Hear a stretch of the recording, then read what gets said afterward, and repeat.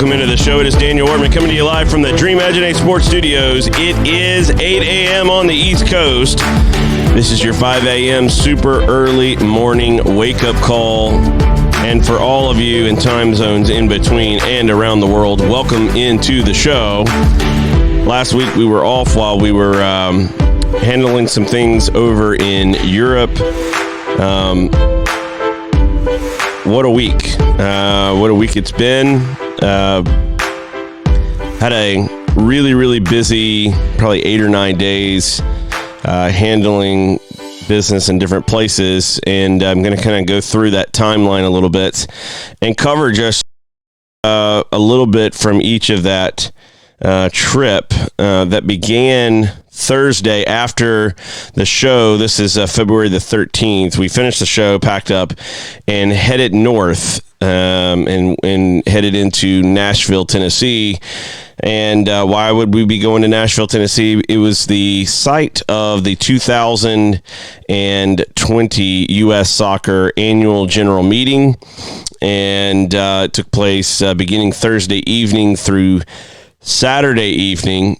We stayed for most of the festivities, but had to duck out late Saturday afternoon to get to the airport to head to the next part of the trip, which we'll get to a little bit later in the show. So the U.S. Soccer Annual General Meeting. I have quite a few thoughts on the Annual General Meeting. Some things to me that were good, and then there were some things that were not so good, and then there were some things where I just felt like there were some missed opportunities.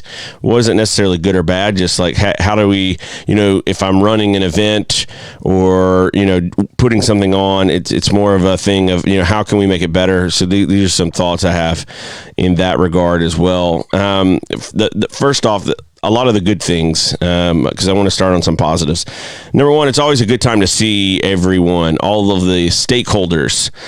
This is the only time in the year where everyone is in one place from a stakeholder perspective. Now, when I'm using the word stakeholder, I'm referring to those who are organizations who are able to vote. They are the voting members of the U.S. Soccer Federation. The U.S. Soccer Federation is a member organization. Therefore, its members vote up or down on policies, on bylaws, etc. And so these stakeholders are organizations like a state soccer association. So let's say Georgia Soccer Association. They may handle adult and youth. They may only handle youth. And another organization in Georgia may handle adults, etc. In the case of Georgia, I believe they are a joint state association, so therefore they handle adult and youth. There are other states where it's split. Matter of fact, most states are split. That's why we have 95 state associations, even though we only have 55 state association footprints. And I've talked about this before on the show, just kind of the makeup of the state associations and their boundaries. There are 5 states that are split into 2 state associations because of the number of registrations in those states, as well as geography plays a part in it as well. So California, Texas, Ohio, Pennsylvania, and New York all have 2 state associations, whether north and south or east and west, depends on the state. Every other state has 1 state association boundary. It's a state boundary that you pretty much see on a map of the United States. The reason why we have 95 is we have quite a few of those states who don't have their adult and youth under one house. Now, for me, I don't like that. I do not like having things split up. We already have enough stuff carved up, split up, separated. I don't like the adults being separated from the youth. I think it should be one association, and you can have subcommittees for adult and subcommittees for youth and whatever, but it's really hard to get everybody working in the same direction. It's really hard from a sponsorship standpoint to really be able to leverage your ability to build community partners, because you've not got just one association out there banging the drum for soccer in the state. You've got two, and now you're almost competing against each other. We have enough things to compete on. I don't think we need to compete with each other when it comes to operations, etc. So anyway, those state associations, those 95 state associations, along with other national organizations like U.S. Youth Soccer, U.S. Adult Soccer, U.S. Club Soccer, etc., etc., etc., all make up the membership. And that membership also includes professional leagues. And so, looking at the membership and getting to see a lot of them, that's always a good time every year to kind of reconnect, hear what's going on in their part of American soccer. And it helps us with the show to give us better context and understanding of what's going on. It's not a full out listening tour, but it is great to hear from and see some people, at these events and really hear what's going on in their state, or maybe how a U.S. soccer policy is come out that they're struggling with, or et cetera, et cetera. So one of the things that I learned that I thought was pretty good was some of these smaller states who don't have the resources. They certainly don't have the registration numbers in their states to be classified as a big state or even a medium state. They're really small. Some of those states have started getting together and having conversations about how can we leverage the sum of our collective state associations. We're all pretty small. Can we work together? Is there some things that we could do that would give us more resources just by pooling together? And so they've kind of created kind of a small state association caucus to really kind of reach out to each other and say, okay, hey, what can we do? And although I don't know that anything has been officially set up or settled, I do think that's a really good conversation that's being had, because you have these smaller state associations all over the country and a lot of duplicate resources. So they're not maybe able to have full out staffing like some of the big state associations, but if they came together, maybe they could have kind of their own, 10 to 12 to 15, whatever the number is, states come together and have kind of almost like a virtual office that they could lean on for admin help, etc. I think, those are creative solutions. I love hearing about things like that. That's one of the reasons why I like going to these U.S. Soccer AGMs, setting aside all of the official business and official news from the Federation, talking to members and staff of the Federation, hearing from these members and these stakeholders about what they're trying to do to make soccer better in this country is encouraging to hear these ideas coming out in trying to find ways to work together to make that happen. So I thought that was a really good thing as well. In terms of some of the other positives, we saw, and I don't know if you watched any of the live stream of the actual National Council meeting on Saturday. We saw in there a section of bylaw and policy proposals. This is an area where I look at it as a big positive. Now, the board of directors, maybe not so much, but the floor, the members have an opportunity. Bylaws, policies get proposed, and they can speak on behalf of them if they choose to. You're not required to.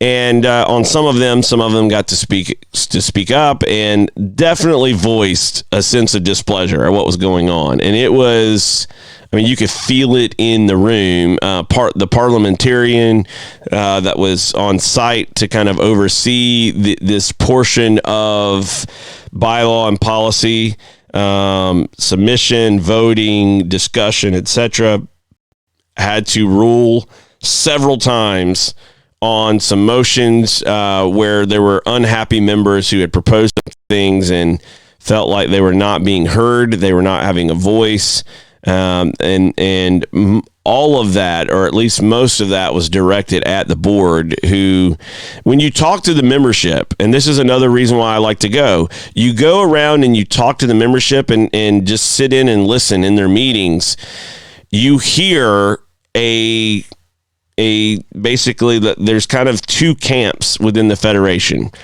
There's a very, very, very, very small camp, mainly the board of directors, and then, you know, kind of another kind of little group outside of that are, you know, have the in with the board of directors, right? So they're very connected to the board of directors. That's a very small group, and they are the ones who really are the power players within the Federation. They're the ones who are trying to consolidate or isolate their power, their ability to operate, etc. And then you have the membership at large. The membership at large really it far outnumbers, just from a, you know, physical human number standpoint, far outnumber the board of directors and the few that are with them, but their voting power is nowhere near commensurate with their physical numbers. And they have a very different feeling in regards to U.S. soccer and the way things are being done, the way things are being handled. They don't feel like they have a voice. They feel like it's us and them. And so the dysfunction that has bred multiple lawsuits is the same dysfunction that is being felt within the membership of the Federation. There is an us and them mentality. It was palpable in the National Council meeting. I don't know how well it came across the live stream, but I'm telling you, in the room, you could feel it. I was sitting close by to U.S. soccer staff, and these are the great, you know, men and women who are just, you know, they just work for the Federation. These are not bad guys. They're trying to do a job. They're trying to do a good job. You know, I talked to a lot of them throughout the you know, weekend. Had some great conversations about, you know, what they do and how passionate they are for growing the game and all of that. Like, there's a lot of really good people working within the Federation. You could even see with them a lot of, you know, like, wow. I mean, you could feel it. It was definitely palpable, and so for me, that was a good thing for everyone to see. That's why I say it was a good thing. You never want dysfunction, but it was a good thing to kind of really see, and I think for the board also to see that this is not going away. The election in 2018, the raw vote numbers were overwhelmingly in favor of reform, and yet status quo, the vice president was elected president. And then last year, there was frustration again. I would actually say there was a lot of anger in shock in 2018. Last year, there wasn't as much shock and anger as more of, I would say, like, resolve and frustration. Like, we are not happy, and we are not going to just go along to get along. Like, we want to see some things get better. And so there was that kind of feeling of resolve. I'm frustrated. I want to see things change. This year, I felt like we were heading back more towards 2018. There were a lot more people that were like, you know what? This isn't getting better. It's 2 years in. We've got multiple lawsuits. We're way over budget in certain areas. For example, legal, where they're over like $6 million over budget. And when you scour through the tax returns of the Federation and you see, like, you know, massive numbers for accounting for Dan Flynn, and you see these other, you're like, where are these things? And like this is odd. So it creates there's a lot more questions and questioning than there were answers that were satisfying the membership. And for me, that's a good thing. Even though it's uncomfortable, even though it's palpable, even though you can feel the tension in the room, it's good that these things are being discussed. It's good that people are looking for solutions. They are looking for making things better. All of those things to me are very good things. If you are on the opposite side of that discussion, I can understand why you may not like that. I understand why you may feel uncomfortable or wish that it would stop. But for someone who just the bylaw and policy proposals that went forward, they didn't pass, but they were actually higher in their voting support than I anticipated. And so those were positive signs. One of the policies that was submitted was a policy about making sure that we don't have gender discrimination in our professional leagues when it comes to voting. It happened again this year. And so in that you had the Major League Soccer with the largest number of votes and voting weight within the professional council. And when you look through, what the rest of the professional leagues had in terms of voting weight, it tells a very, different story when it comes to how that stacks up. So Major League Soccer had 8 votes. The NWSL had 4 votes. The USL had 4 votes, and the NASL, which is still a member. I got a lot of questions during the National Council meeting on Twitter. How are they getting a vote? They're still a member. They're not sanctioned to play at any level right now, but they're still a member of the professional council. Their membership has not been rescinded. So they still had a vote. So that was 17. And then that gets extrapolated at second division. Our first division women's are being treated the same as our second division men's when it comes to voting weight. So when you look at that, this policy from West Virginia was intended to say, look, if a first division men's league gets 8 votes, the women's first division league should get 8 votes. If the second division men's league gets 4 votes, then the second division women's league gets 4 votes. The easy solution here is that if you don't believe the NWSL deserves the same level of sanctioning and votes as Major League Soccer, for whatever reason, if that's where you land on this, okay, fine. Don't sanction the NWSL as a first division league.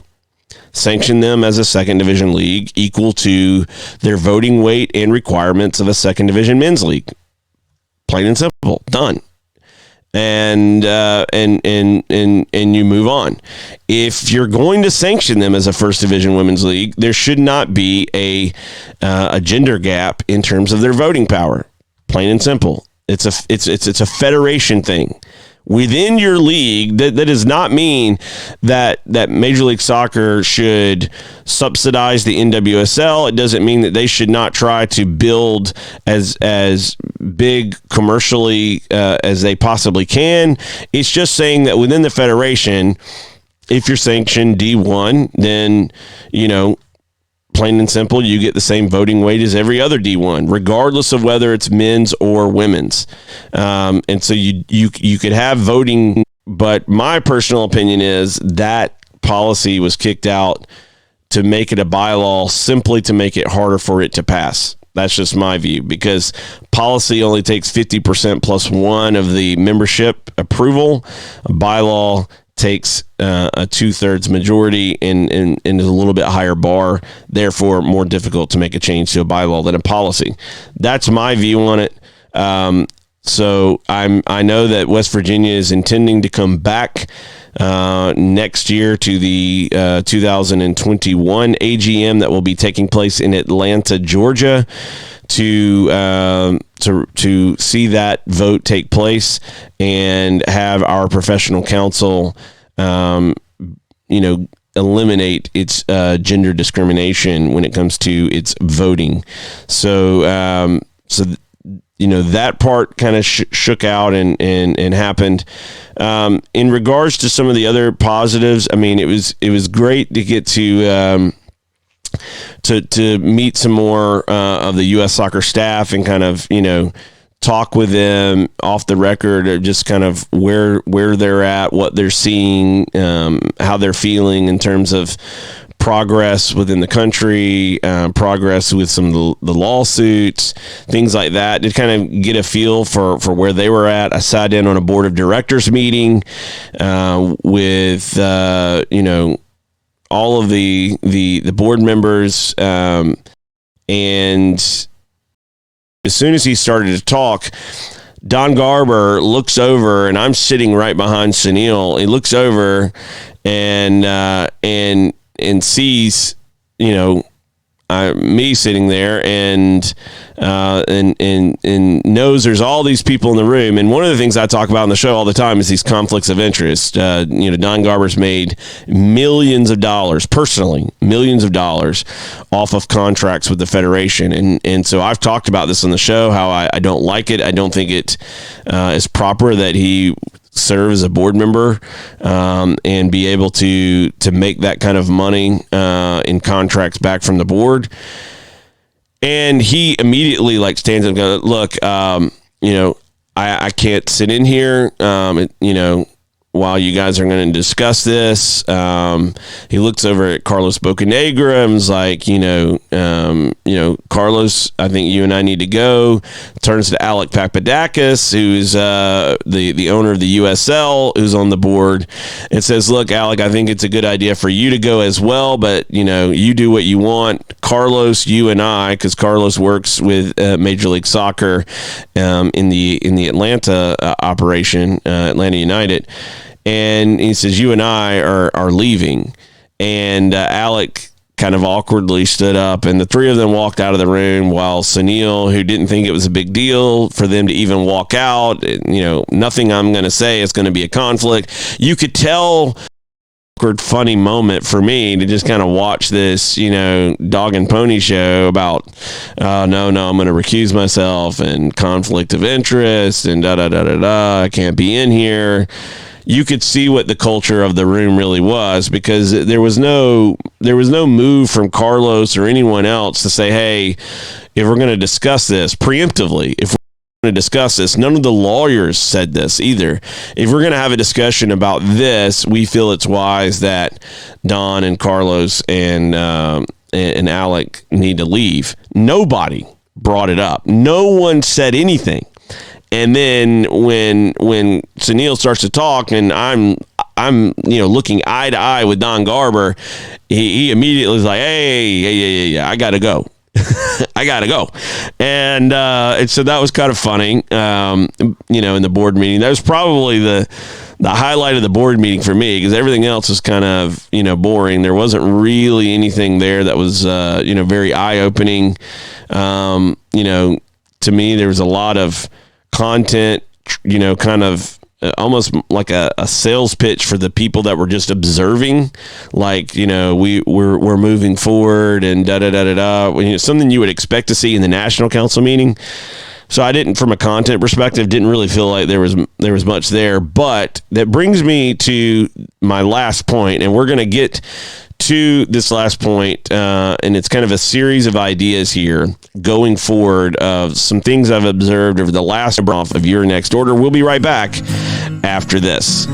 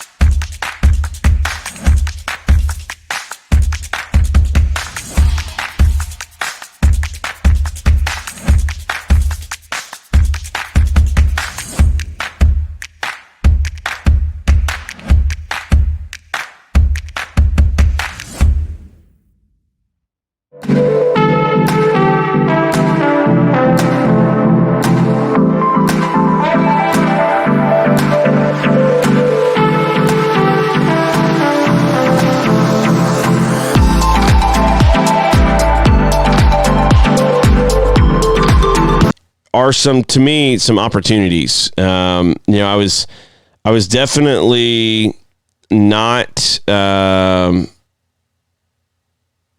didn't walk away with a lot of hope for things to change. I did walk away with hope that there are people that want to see things change. And so that's at least a good, first step, I would say. But in terms of some missed opportunities, there's a few things. The board the board of directors story I was just talking about when they got to the discussion about the bylaw regarding the professional league standards, and Don Garber and Alec Papadakis and Carlos Bocanegra recusing themselves to walk out and making a big show of it, highlighted something that to me is very important. When you and I noticed this, I was packing to leave town on Thursday, and so the day before this board of directors meeting, I'm packing and I just have on, ESPN in the background, and in the background, I'm not a big American football fan. I'm a sports fan, so I mean, obviously I turned on ESPN. There was nothing on that I was trying to go. Where might he go? And if he goes, what would happen 5, steps down the road? What would you see in year 2027 whenever this pick goes to this team? And this, they're going through all these hypothetical scenarios. And what struck me is when it comes to the NFL, when it comes to the NBA, when it comes to Major League Baseball, ESPN and other networks shine the light on the sports all the time. I mean, they are digging into it. The analysts are going into the weeds. They're when they see something they don't like, they call it out. They talk about it. When it comes to American soccer, when it comes to the U.S. Soccer Federation and what is right now our biggest league is Major League Soccer, none of that is true. There's not regular content every day on these networks digging into the weeds of Major League Soccer, analyzing what TAM, GAM, CAM, spam, crazy rule, whatever comes next for Major League Soccer over the horizon is at play. None of that is discussed.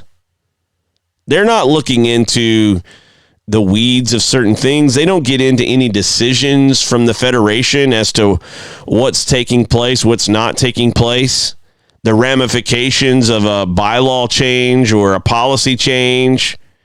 They're not getting into anything, regarding having these media partners, building these media partner deals. None of those media partners that Major League Soccer has secured for the Federation and itself are present at the AGM. Now, some of them showed up in 2018 when there was a contested presidential election. Last year, no one was there. ESPN, Fox, Sports Illustrated, none of them were there. This year, again, none of them were there. So when you look at the board meeting and you realize they're not getting any coverage, it's why they've gotten so comfortable in doing what they've done. That it's why that the membership feels ignored, because the board has been able to be basically a runaway board. They can do whatever they want to. They don't get any public scrutiny. The NFL, their broadcast partners are digging into the NFL. They have had deep, hard conversations about Roger Goodell in the past, about this suspension or this policy. kneeling at the national anthem, all of these different things. When it comes to the media coverage, get things going in the right direction. If you had a media presence at all the board of directors meetings, if the board meetings were live streamed in public where they knew things were being discussed and watched and seen, I think it would provide a layer of transparency and accountability that's necessary for us to start making better decisions at the board level. This athlete council meeting that took place at this AGM had like a 3-hour time slot, and only the first 20 minutes people were allowed in. They stayed in executive session for most of their council meeting. It's absurd. If you want to have a private meeting, don't put it on the agenda. Don't publish it. Just tell the other athletes, hey, we're going to have our private kind of closed session meeting, planning meeting, Friday morning from, 9 to 11. Our public meeting at 2, we'll get into some other stuff and maybe some people come in and ask some questions, etc.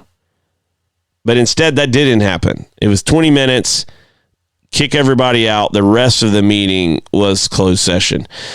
If you're at a national council meeting, that's a moment where all these things need to be open, transparent, conversations being had, state associations being able to talk to the athlete council members, and the athletes being able to go and talk to the state association people and vice versa, board of directors, etc.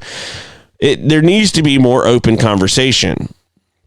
So media go a long way, even if it's like, social media, bloggers, podcasters, etc. Like, get a bunch of content out there. I mean, people are willing to do it. Invite them in. Right now, Atlanta's a year away. Start making plans now and work to try to get more media coverage in the future. I think that would be more helpful.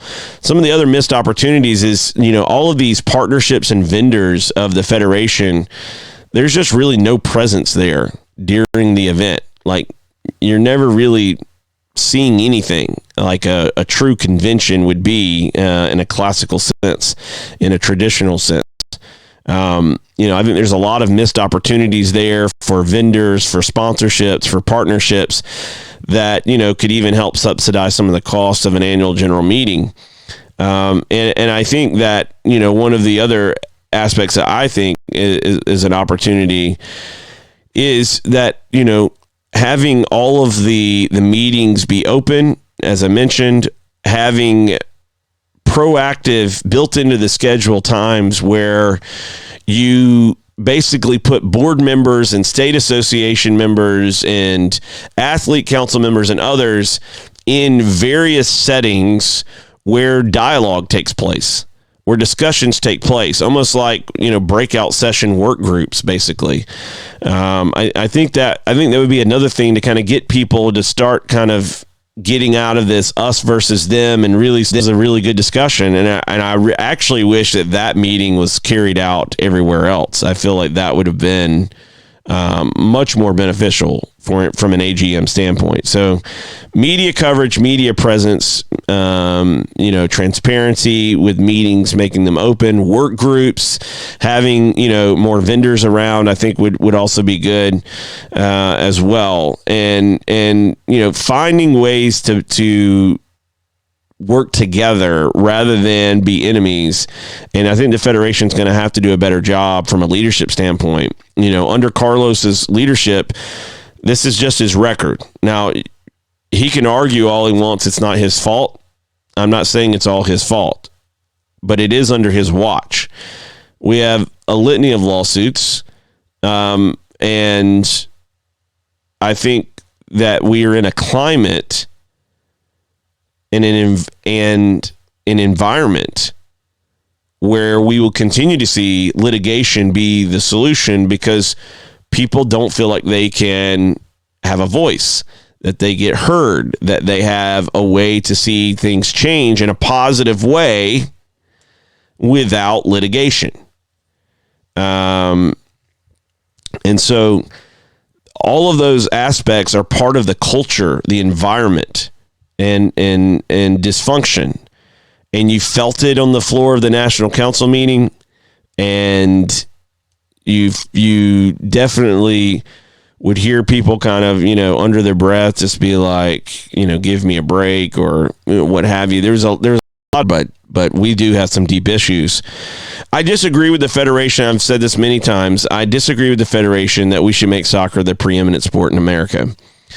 I think it's way too small. It's too small-minded.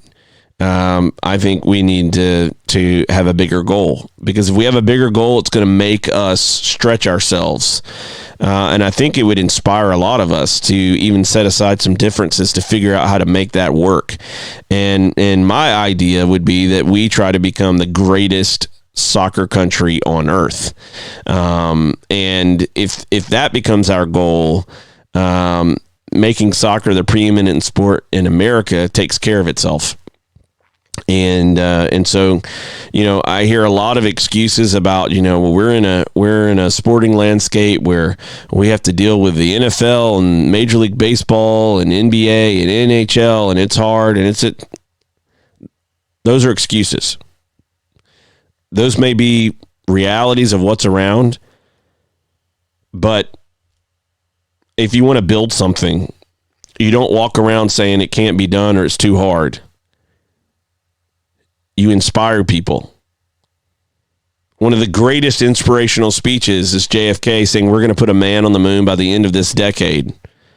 If he says eventually one day we might, if Russia allows us, if the Soviet Union, basically it isn't too big of a competition, we'll try to eventually maybe one day be the preeminent, saying, excuses. And that's what I want to see from this federation. I think the leadership needs to get us there. And until we do, we're going to continue to have this environment with, a bunch of naysaying and excuses being made and not a lot of progress. The last note I want to make on this AGM before I move on to the rest of this trip and quickly cover the rest is there was a moment in the National Council meeting where a gentleman stood up and basically, without calling them by name, spoke of our U.S. women's national team and how he felt they were so disrespectful this past summer in the World Cup. And even more troubling than his words, which I thought were just completely crazy. Even more than that was the fact that probably 20 to 30% of the room applauded his comments. That was disturbing. Fortunately, afterwards, Heather O'Reilly and some others stood up in defense of the U.S. women's national team and basically, applauded, their efforts and their work at the World Cup and the way that they handled themselves. What I think people misunderstand and they're not used to seeing is score and it makes it 15-0, and I scored the 15th goal. I'm going to celebrate that goal because that's my goal. I mean, I don't know if I'll ever score another World Cup goal. This idea that these women should have, just been quiet. They put the ball in the back of the net and then they just quietly walk back and not celebrate a World Cup goal is absurd. And so when we look at how they conducted themselves, I think what a lot of people struggled with was not the goals that were scored or even some of the celebrations on the field. I think it really got down to the fact that there was a group of women who spoke their minds and they backed it up on the field. And that feat was so impressive.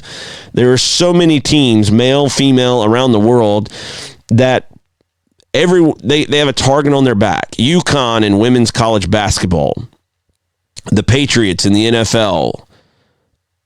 You can go through any sport and you can find a target on someone's back, on a team's back. When Barcelona were at their peak, everyone wanted take them down. To be able to have that target, acknowledge that target, talk it up even more, and still back it up was as impressive to me as winning the World Cup in and of itself. And it was nice to see the support for the ladies awards, and why I think America and American sports and American sports news and media really need to embrace this awards show. So that'll be coming up right after the break. But first, our sponsor is Charity Water. To learn more about Charity Water, go to charitywater.org. They provide clean drinking water to people all over the world, which provides people in these villages who don't have clean drinking water to not just be healthy, but build a future for themselves. And you can be a part of building that future at charitywater.org. Learn more there today. Be a part of that story today. Join them at charitywater.org. We'll be right back after this.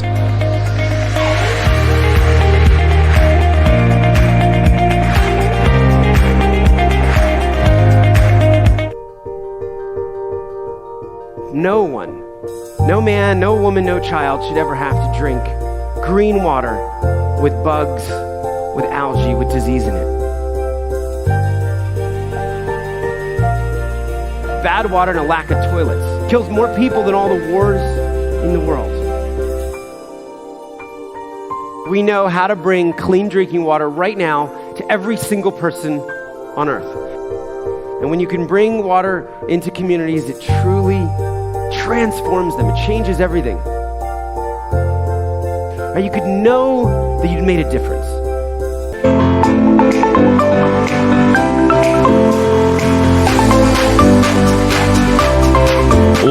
Back into the show on this Monday morning. I know I stayed a lot on this U.S. Soccer AGM, and we're going to get into more of the this Laureate Sports Awards, but just felt like there were some things that I really wanted to kind of review and cover on the event. I wish more people in the public, that those of us who are really, really passionate about the sport, were present. And I hope some of you would consider going to the AGM in Atlanta next year.